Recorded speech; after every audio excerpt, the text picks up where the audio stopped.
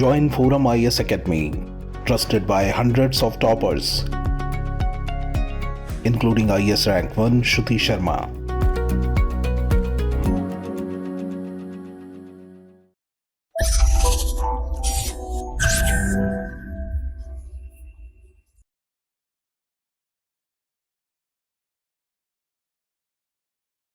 Hi, my name is Krishnan. Today I'll be doing the Hindu news analysis. These are the 5 articles for the day, and towards the end we'll analyze previous year questions. So the first article for the day is about GITI Shakti scheme, which is about infrastructure products. So why it is in news? Because industry people are asking government access to the PM GITI Shakti portal. So what is this scheme? We'll see that in detail, but it is about infrastructure projects, and they have a portal in which they have all information about the infrastructure foundations that are there in the country, but it is available only to government agencies, but private sector is also asking access to it. So this is what this article is about. So why they want access to it? They are telling this will facilitate greater private investments. So private investments, especially where in connectivity projects. Why connectivity projects are important? Because they are critical to sustain the economy's momentum. So what is very special about this GITI Shakti scheme? It brings together 16 ministries and it has even railways and roadways in it. So why railways and roadways are there? Because GITI Shakti scheme is about integrated and coordinated approach. Integrated and coordinated approach to what? To planning and implementing infrastructure connectivity projects. So this is what this GITI Shakti scheme is about. What is there in the portal's data? It has maps of existing economic and social infrastructure. So right now it is available only to central and state government agencies. So private players are also asking access to it. So the CIA, what is CIA? Confederation of Indian Industry. So its president is telling the industry, private players need access to the portal's information. So they are telling this will not just help logistic firms plan operation, but also this information in it will lead to fresh capital spending. So that is why they are asking access. And next what is telling you block the sensitive data. But what are the data that will be helpful for the private players? You give it, like the CIA is telling. So the data, if private players get access to the data, it will be very useful for the private players to plan their future investment. And it will also attract more capex. What is capex? Capital expenditure. So the CIA president is hopeful that there won't be any pushback to this idea, and soon they will get access to the portal. So now let's see in detail about what this GITI Shakti scheme is about. So the GITI Shakti scheme, or the National Master Plan, it's a multimodal connectivity. What is multimodal connectivity? Roadways, railways, waterways. So in all these ways, if it is connected, it is multimodal connectivity. So what is the main purpose of this multimodal connectivity? It brings down logistics cost. So that is why infrastructure scheme, that is like infrastructure schemes like GITI Shakti scheme, are very important. So what is its aim? Integrated planning and implementation of infrastructure projects. And when do they plan to finish it? They finish it in the next 4 years. So what are the other side effects? They'll save a lot of cost, and in the meanwhile they'll create a lot of jobs also. So the GITI Shakti scheme will subsume rupees 110 lakh crore. So the National Infrastructure Pipeline, it's a scheme for developing infrastructure, and in that 110 lakh crore will go to GITI Shakti scheme. So what are the other benefits? It cuts logistic cost, and it will increase the cargo handling capacity of ports. So this is very important, and it will reduce the turnaround time at ports to boost time. So what is turnaround time? Ships come and wait in the ports for a very long time.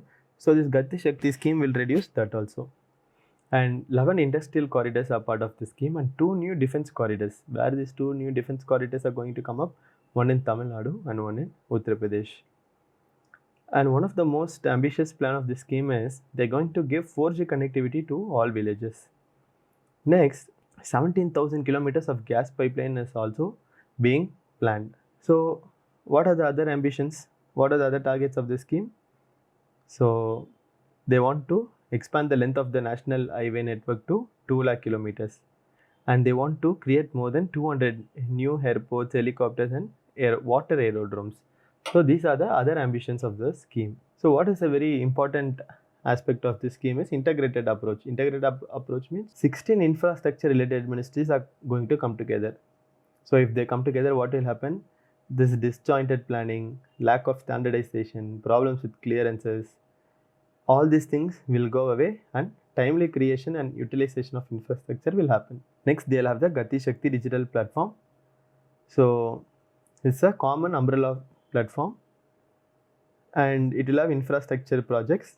Through this, infrastructure projects can be planned and implemented in an efficacious manner. So why it will be efficacious? Because various ministries and departments are going to work on real-time basis. So what are the expected outcomes of this scheme? So the scheme will help map the existing and proposed connectivity projects, and there will be clarity on how different regions and industrial hubs in the country will be linked and what we can do for last mile connectivity. The scheme will give insight, and this will greatly support the Make in India, and it will integrate different modes of transport. Finally, it will help India become the business capital of the world. So why is there a need for integrated infrastructure development? Because there exists a wide gap between macro planning and micro implementation. Why? Because there is lack of coordination and advanced information sharing. So why all this happens? Because departments think and work in silos. Silos means compartments. So each department works in silos and they do not coordinate with other departments. So this is a very important data. Take note of it. Logistical cost in India is about 13% of GDP. So this is very higher than what is happening in developed countries. Due to this high logistical cost, the competitiveness of India's export is greatly reduced. So in other countries, they are just 5%, 6% of the GDP. So what is the globally accepted way for sustainable development? Is the creation of quality infrastructure, because it gives to many economic activities and creates large employment. So a lot of people can get employed also. So globally, what they are telling, you create infrastructure because sustainable development will also be there, economic activity will also be, employment is also generated. So infrastructure schemes are very good. So let us have a summary of this Gati Shakti scheme because it is very important. So the scheme is driven by 7 engines. What are they? Roads, railways, airports, ports, mass transport, waterways, and logistic infrastructure. So what is the aim? World-class modern infrastructure and logistics synergy, and 25,000 kilometer highways. They have unified logistic interface platform. In that, what will happen? Data exchange can happen, and 4 multimodal logistics park will be set up through PPP, and postal and railway network will facilitate parcel movement and one station, one product, and it will extend coverage under Kavach. 400 new generation Vande Bharat trains. So this multimodal connectivity between mass urban transport and railway station, and capacity building for infrastructure projects. So this is what Gati Shakti scheme is about. I hope you understood how this scheme works. Now let us move on to the next article. This article is about a business summit that was hosted by Russian President Putin. So let us analyze this article in detail. So what is happening? War is going on between Russia and Ukraine, and there are heavy casualties on both sides, and there are sanctions on Russia. So Russia is looking for alternative economic and geopolitical partnerships because it is going through a challenging times. So what it has done now, 26th edition of the St. Petersburg International Economic Forum. So it was held last week in Russia's Kremlin. So they wanted to host this summit to tell one message. What they want to tell? The Russian economy is doing well. So it is holding up despite unprecedented Western sanctions. So in spite of other countries not trading with Russia, Russian economy is still holding up. But what happened this year? Wartime SPIEF turned out less international and lavish because a lot of people didn't turn up. But organizers are telling 17,000 people from 130 country came, Chinese, Indians, Brazil, all those people came. Like that organizers are telling, but this year it was not a very successful meet. And what is this SPIEF? That is the St. Petersburg International Economic Forum. It is an elite gathering. It is called as Russian Davos. So what is Davos? It is like the World Economic Forum, which is happening in Russia. So this is the only such elite gathering of global business community which is happening in Russia. So this was not very successful meet, right? Because see, only Hungarian foreign minister came to the meet and addressed the forum, and many high-ranking delegates and CEOs from West were missing, and even international media was missing from the scene. And the only leader who had addressed the plenary session was the Algerian president, and uh, the president of UAE. He had a personal meeting with Putin. That's all. So other high-ranking leaders, uh, government delegates were not present, and it is no doubt in guessing because of the war that is going on with Ukraine. So Putin spoke. He gave an opening speech. He did not mention Ukraine. He just focused on Russia's economic growth despite all sanctions. So the economy contracted only 2.1% in 2022 because the contraction was expected at 7 to 10%. So the Bank of Russia expected 7 to 10% decline. And in fact, the economy grew by 0.8 to 1.2% this year. So Putin is very happy. He's telling with all confidence, I can say that the strategy chosen by both the Russian government and the Russian business has been very successful. Like that, he's telling. And he's telling macroeconomic trends are very positive and gaining momentum, and they are becoming increasingly apparent. But what are the other problems? Payment. So other countries are not able to pay to Russia because they'll have to pay in dollars, and dollar transaction can't happen in Russia. So payments are a problem, and logistics also are a key obstacle because Russia is not able to trade with friendly countries. But one thing Putin is talking about is he's talking about the Northern Sea route. So what is this? We'll discuss in the next slide. But just remember, so Putin is looking for alternative routes. So one is Northern Sea. So what will happen? It will connect Russia's Murmansk and Shanghai in China. And next is International North-South Transport Corridor that you all know. It's a 7,200 kilometer long multimodal transport route. What it does, it connects Russia's north with Iran and India via the Caspian Sea. We'll see this also. So what is the CEO of the Russian railways telling? Is telling the transit of goods via INSTC will reach 100 million tons in 7 years. And even in 2022, around 9 million tons of cargo were transmitted, which is a 60% increase from the previous year. And even the Iranian minister of transport who spoke in the summit talked about INSTC.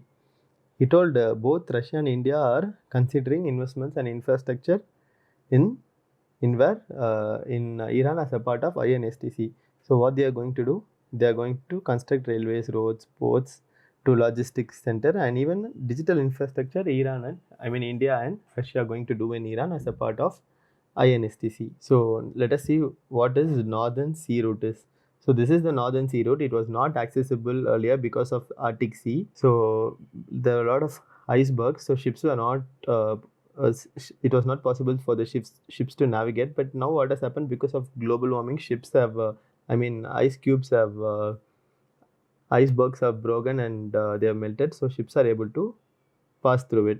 So what this Northern Sea route will do? It will cut the travel distance between East Asia and Western Europe from 21,000 km to just 12,800 km, and it will cut the journey time by 10 to 15 days.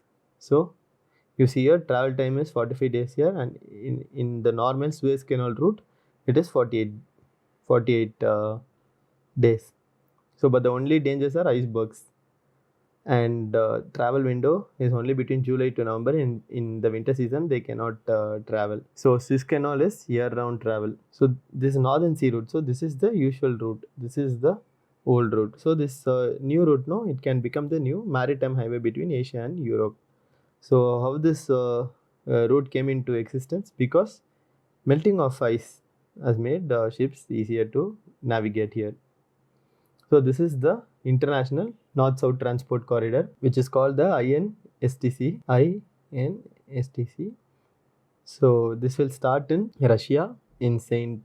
Petersburg, then Moscow, Astrakhan. It will then come to Azerbaijan, Iran, Afghanistan, and India. So India can use this to access Afghanistan also. Instead of this traditional route, now Iran, India, and Russia will use this route. So this is also this route is in the pipeline. So these two maps, I hope you'll memorize it and keep it in mind. Now let us move on to the next article. This article is about World Economic Forum's report. So in the recent gender gap report of World Economic Forum, India was ranked 127 of 146 countries in the gender parity. Last year it was 135.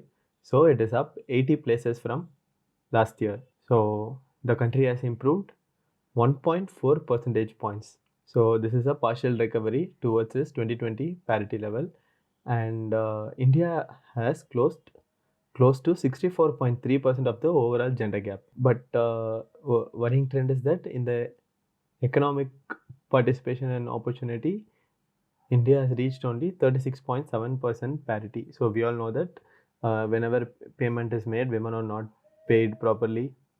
There is a glass ceiling and all those things. So in the economic participation, only 36.7% parity is there. But in terms of education, India has attained parity in enrollment across all levels of education. So this is very good. How are other South Asian countries doing?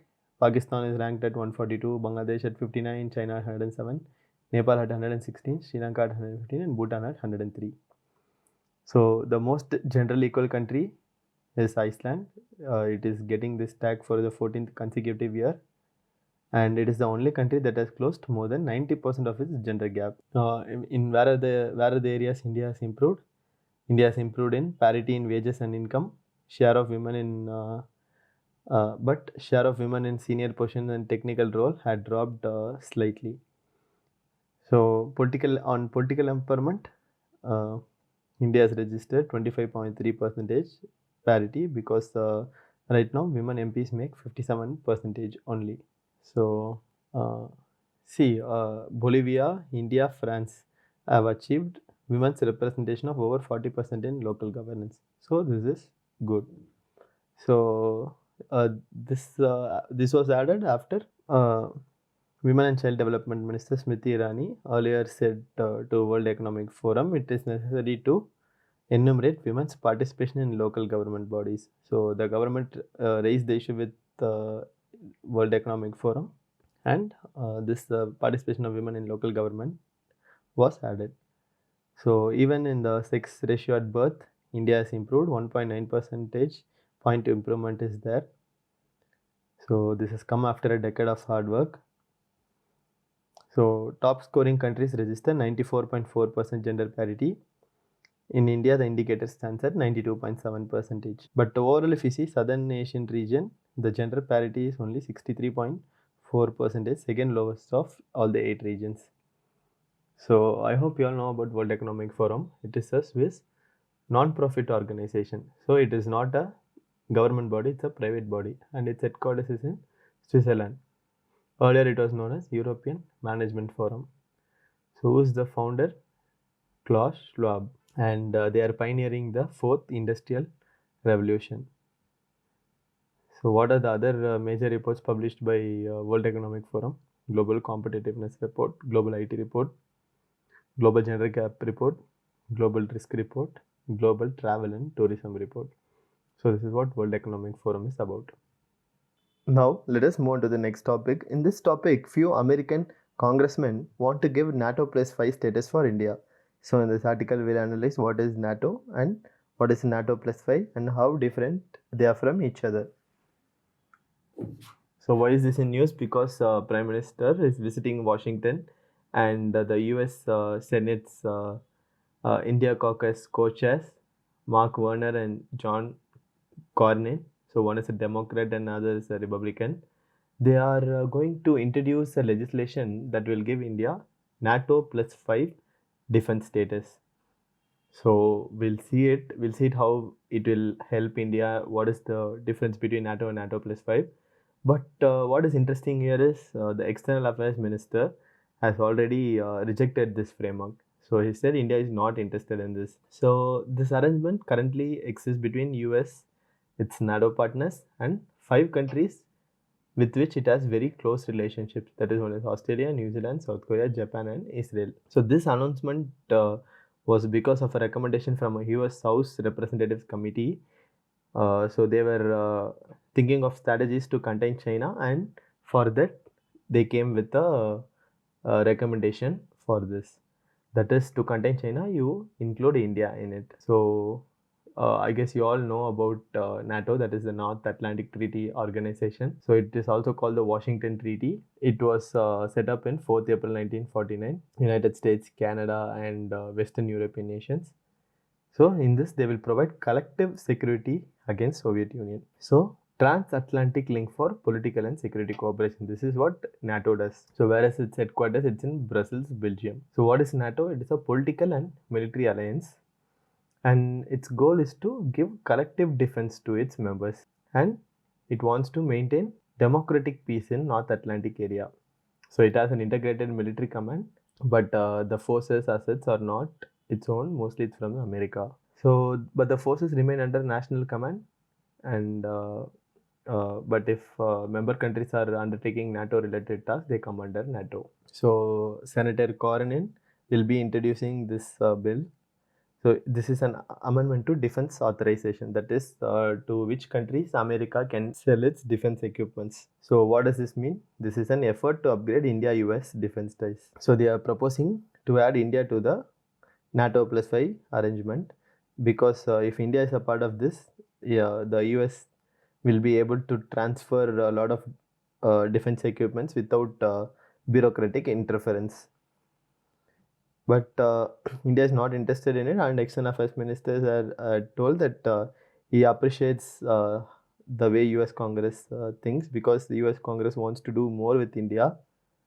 But the NATO template, India is telling it is we are not appealing. It is not appealing to us. We don't want to be part of that framework. So that there, because India, if India joins NATO +5, what it means? It means India is a part of the NATO camp, which essentially means India is opposing Russia, right? So that's why India does not want to be a part of it. So what is NATO plus? So NATO +5 is a security arrangement of 31 countries, which already 26 NATO countries are there, and 5 nations: Australia, New Zealand, Japan, Israel, and South Africa. So why were they formed? To address the rise of China.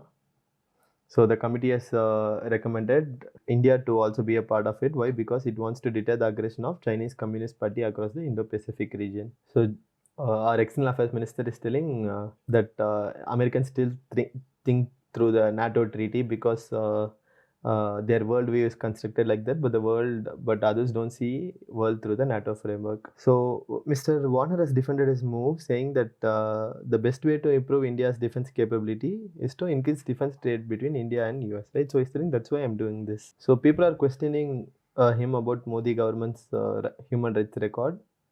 So he's telling the issue would be raised with their counterparts, and he hopes that the Prime Minister would reaffirm his commitments to democracy. So he's telling India is one of the most powerful nations in the world right now, and he will learn from the Prime Minister itself of his commitment to democracy. So he's telling, see, even in the US, there are a lot of far-right mobs, right, that are against democracy, people who storm the Capitol. So he's telling, see, all those things are there everywhere. So he's telling these two nations need to make sure we are totally committed to democracy, human rights, freedom of belief, and freedom of expression. So, and even Mr. Modi, Warner said he is looking forward to welcome the Prime Minister to Washington, and wanted to move the India-US relationship beyond. Say, generally when you talk about India-US, you just keep telling oldest democracy, biggest democracy, and all those things, but he's telling I want to take the relationship beyond that. Now let us move on to the next topic. This topic is about new collective quantified goal. What is it about? It is about climate financing. Now let us see about this in detail. So why is this in news? Because in the recently concluded Bonn Climate Conference in Germany, what has happened? What will be the agenda for the COP28, which is going to happen in Dubai? For that, what is going to be the agenda?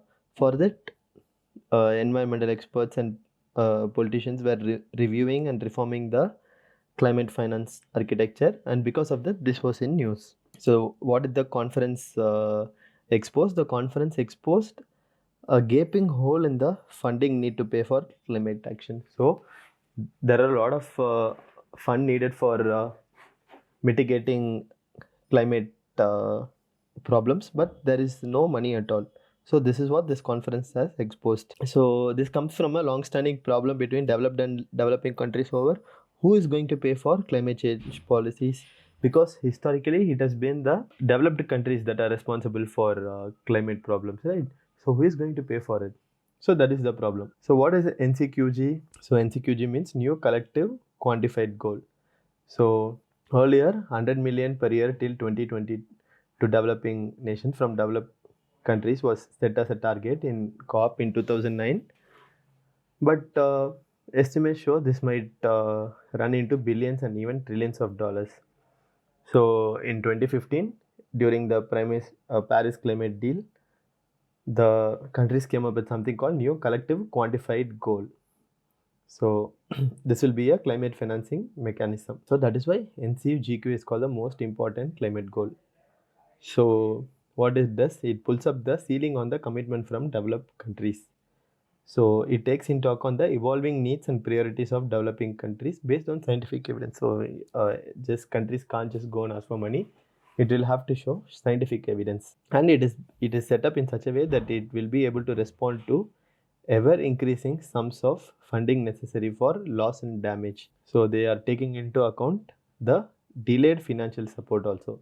So because of them not giving money, if there are climate related problems, for that also they'll pay money. So why is a new finance goal is needed? Because out of the 100 billion money that was promised, 83 billion was given. But some people tell these figures are misleading or inflated, and these figures are inflated by as much as 225% by an Oxfam analysis, because they feel this is too much dishonest and shady reporting. And earlier this 100 billion target that was set in 2009, right, it was seen as a political goal, since there was no effort to clarify the definition or source of climate finance. So the economic growth of developed countries has come at the cost of high carbon emission, and only they are responsible, and they should take greater responsibility for this, right? So now what has happened internationally, the funds available for climate finance has increased quantitatively, they have increased, but they are inaccessible, privately sourced, and there is delay in the payment reachment, or they are not reaching countries in need. So a recent study by Center for Science and Environment found that 5% of climate finance comes from grants, the rest through loans and equity. So this puts the developing countries with the burden of debt. So the countries that are most in need of finances have to wait for years together to get access to money, and they are paying interest also. And it's just not simple interest, they're paying very high interest. So this is increasing their debt burden. So what are developed countries saying for this? They are telling NCQGs must be a collective goal, and developed and developing countries must come together and pool their funds together. But what experts feel is this argument will push the net zero pathway into developing countries, because it is like if net zero must be achieved, developing countries should take the burden on themselves fully. If they do that, what will happen? They cannot pay for mitigation, adaptation, loss and damage, and at the same time they have to develop their infrastructure also. So all these things we are putting on developing countries, and they can't handle this. And experts are also telling we should mobilize private sector investments and loans, because they are also critical for climate finance. So finally, they are hoping that global stocktake at COP28 will chart a pathway for the long road of climate action. So what is at stake in 2023? So there's going to be a tight deadline to agree upon NCQG ahead of the 2024, and right now there's no official number yet, but the transition to low carbon economy requires at least from $4 trillion to $6 billion a year. So we get to know this through the Sharm el Sheikh implementation plan. So but experts are telling, instead of identifying a single aggregate figure, the NCQG should focus on separate targets and have sub goals, and they should focus on areas such as mitigation, adaptation, and loss and damage. So the aim should be primarily on scaling up concessional financing, stopping debt creation for developing and underdeveloped countries, and allowing NCQG to be more a process rather than a goal towards equitable and people-led transition. So this is what they are trying to do with NCQG. That is climate finance. Instead of seeing it as a target, it should be seen as a process, is what the author is trying to tell. So now let us go on to previous year questions. Many transplanted seedlings do not grow because most of the root has a loss during transplantation itself. The known forces of nature can be divided into 4 classes, which gravity, electromagnetism, weak nuclear force, and strong nuclear force. With reference to them, which one of the following statement is not correct? Gravity is the strongest. No, it is the weakest of the 4. Who among the following constitute the National Development Council? Yes, the Prime Minister, the Chairman, no, Ministers of the Union Cabinet, Chief Minister of the State. So the answer is 1, 3, 4. Supply of money remaining the same. When there is increase in demand for money, there will be, so money remaining the same and there is an increase in demand of the money, there will be an increase in the rate of interest, because they'll have to reduce the demand for money. So what they'll do, they'll increase the rate of interest. So that's all for today. I hope you liked it. You can subscribe the channel if you liked it. You can comment and share it among your friends. You can follow us on YouTube, Instagram, Telegram, and Facebook. Thanks for tuning in. I'll see you again tomorrow.